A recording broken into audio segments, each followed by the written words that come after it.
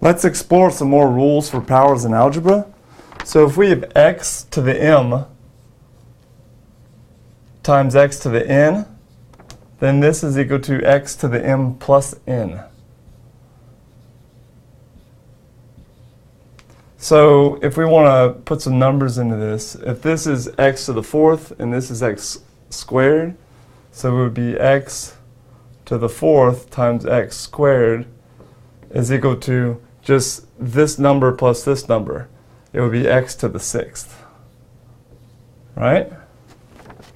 And so we could check that out with an actual number for x. If we let x equal to 2, then we have 2 to the fourth times 2 squared, right? This should be equal to 2 to the sixth.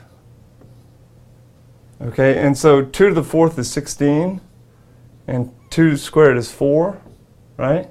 And 4 times 16 is 64.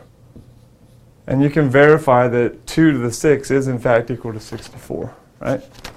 Okay, so the next one that we're going to take a look at is, also notice that right here, this is just x times x times x times x. That's what x to the fourth is, right?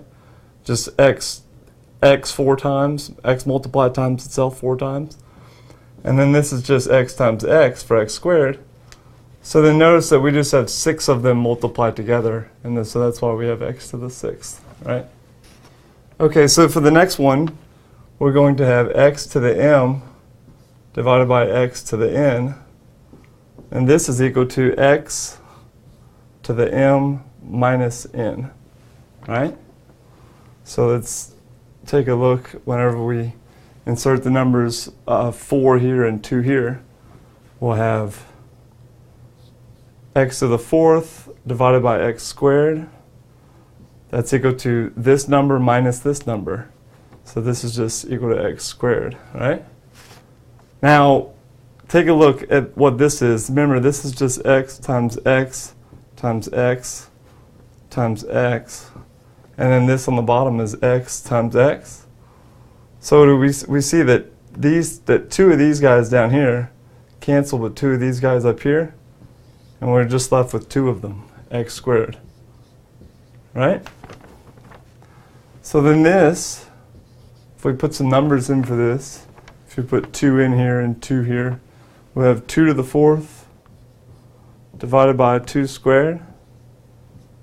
So this is equal to 2 to the fourth is 16 divided by 4.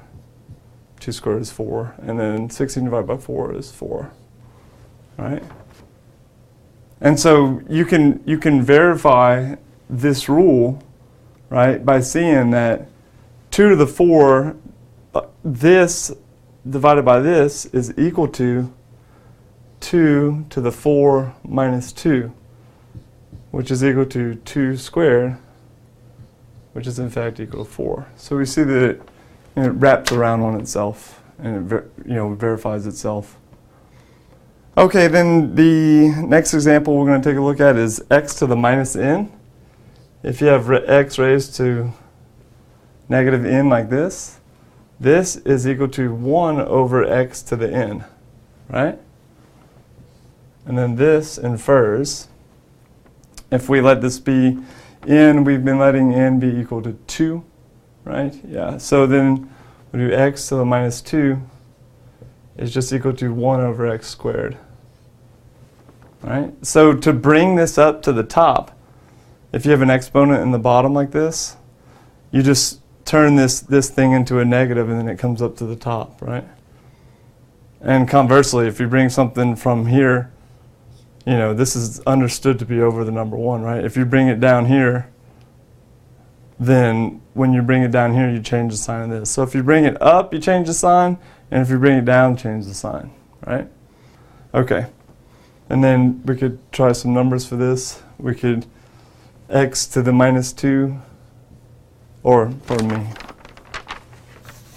let's do 2 to the minus 2 will equal to just make this positive and just bring it down, right? So 1 over 2 squared. So that's equal to 1/4, right? And the last one we're going to look at is whenever we have powers raised to a power. So we have x to the m raised to the n power.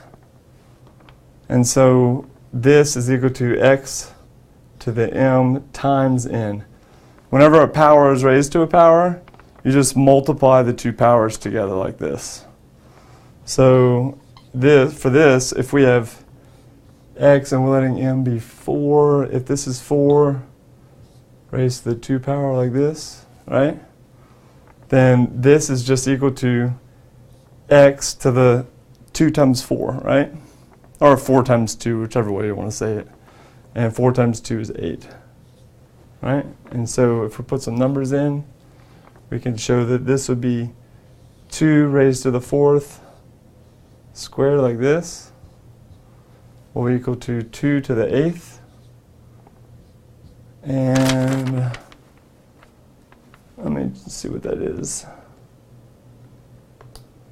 256. So this would be equal to 256. Okay, so this is just some more rules for powers that we should all be aware of. I'm going to separate them.